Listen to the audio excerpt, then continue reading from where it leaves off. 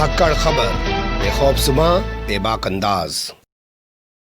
धाकड़ खबर के news room से मैं आपके साथ हूं अकरम रेस खान। आपको एक बड़ी खबर पता चली? नहीं पता चली होगी। आखिर पता भी कैसे चलेगी, क्योंकि मीडिया आज भोपू मीडिया बन चुका है, उसके पत्रकार आज दलाल चाटुकार और दंगाई बन चुके हैं। तो वो आपको ऐसी खबरें क्यों बताएंगे? खबर ये है कि जी न्यूज के दिल्ली और मुंबई स्थित ऑफिसेस पर इनकम टैक्स यानी कि आयकर विभाग की टीमों ने 15 जगह छापेमारी की है। जी हां, 15 जगह इनकम टैक्स ने छापेमारी की है जी मीडिया ग्रुप के ऑफिसेस पर। दिल्ली में भी, मुंबई में भी। है ना बड़ी खबर? लेकिन आपको मीडिया नहीं बताएगा क्यों नहीं, पहले ही बता देता हूं, फिर बताता हूं कि छापेमारी किस सिलसिले में की गई और कहां पे छापेमारी हुई है और उसको लेकर खबरें किस तरीके की सामने आ रही हैं। देखिए, हुआ क्या है कि आज मीडिया पर कब्जा कर लिया है कारपोरेट ने। जैसे आप न्यूज़ 18 इंडिया को देखिए, किसी ज़माने में IBN 7 हुआ करता था, राघव वैल इसको चलाया करते थे। मुकेश अंबानी ने पहले धीरे धीरे अपना शेयर बढ़ाया, फिर बाद में उनकी कंपनी को खरीद लिया और आज न्यूज़ 18 इंडिया उसको बना दिया। अब जो वहाँ पत्रकार हैं, आप सोचिए, वो मुकेश अंबानी का गीत गाएंगे जहाँ से उनको तनख्वाह मिल रही है, या आपका गीत गाएंगे या आपकी बात करेंगे? इसलिए आप देखिए, वहाँ पे सर्वे चलाया जाता है कि मोदी सरकार जो किसानों से जुड़े हुए कानून लाई है, उनको पूरे देश में किसान पसंद कर रहे हैं।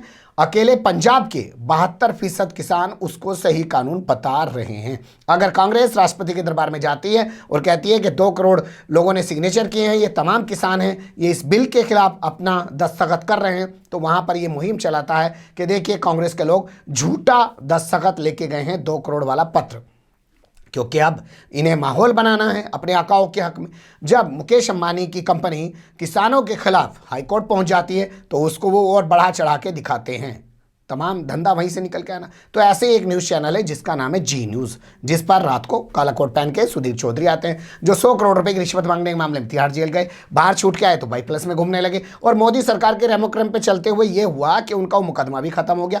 नवीन जिंदल ने उनसे समझौता कर लिया है। इस चैनल की हालत आजकल बहुत पतली है। इसका मुंबई से एक अखबार छपा करता था इंग्लिश में, DNA, वो भी बंद हो चुका है। इसके सामने नकदी की बड़ी किल्लत है। लेकिन बड़ी खबर ये नहीं है, बड़ी खबर ये है कि इसका जो मालिक है सुभाष चंद्रा, वो भारतीय जनता पार्टी का राज्यसभा सांसद है। इसी के चलते ये चैनल रात दिन अपनी भक्ति में लगा रहता है। सुभाष चंद्रा पर बहुत सारे आरोप हैं कि उन्होंने पैसा ले रखा है लोन का बैंक से, वो लौटा नहीं रहे हैं। लेकिन उससे भी बड़ी खबर और है जी, जो कल सोमवार को सामने आई।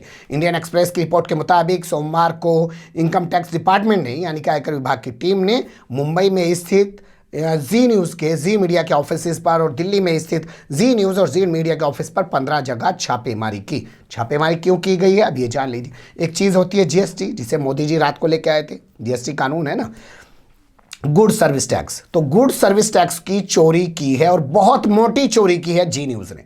यह आरोप GST वालों ने खुद लगाया है। GST अथॉरिटी ने इस मामले में सूचना देगी इनकम टैक्स विभाग को कि देखिए, जी न्यूज़ वाले, जी मीडिया वाले जो हैं, वो GST की चोरी कर रहे हैं और नकली बिलों के जरिए GST की चोरी कर रहे हैं।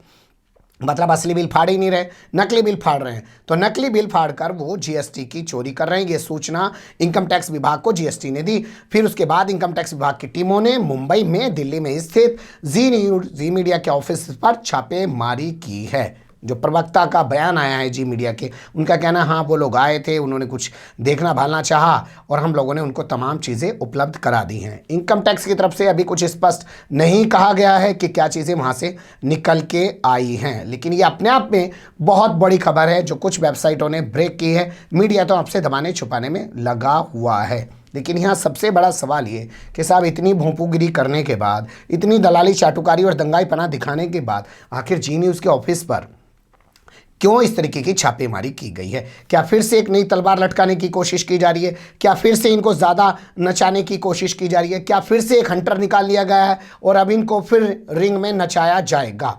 जो पहले से कर रहे थे वो कम साबित हो रहा है क्या? ये सवाल बहुत सारे लोग सोशल मीडिया पे लगातार उठा रहे हैं। लेकिन उससे भी बड़ा सवाल ये है कि ये लोग क्या GST की वाकई में चोरी कर रहे थे?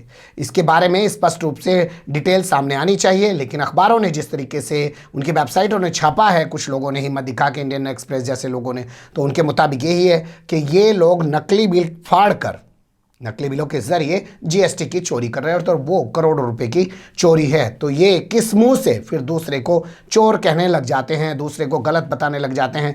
इनका डीएनए अखबार है, जैसे मैंने बताया, वो बंद हो ही चुका है, पैसे की दिक्कत इनके सामने चल ही रही है और बैंकों का कर्जा इनके ऊपर है ही, लेकिन राज्यसभा के सांसद तो भाजपा के हैं ही। ये एक छोटा सा अपडेट था, मुझे लगा इससे आपको रूबरू कराना चाहिए। कमेंट्स के रूप में आप लोग अपनी राय दे सकते हैं, खबर को लाइक कर सकते हैं, चैनल को सब्सक्राइब कर सकते हैं, ज़्यादा से ज़्यादा हमारी खबरों को शेयर कर सकते हैं। फिर ऐसे ही किसी सुलगते हुए उलझते मुद्दे लेकर मैं आपके सामने हूँगा हाजिर। फिलहाल हमें मुझे दें इजाज़त।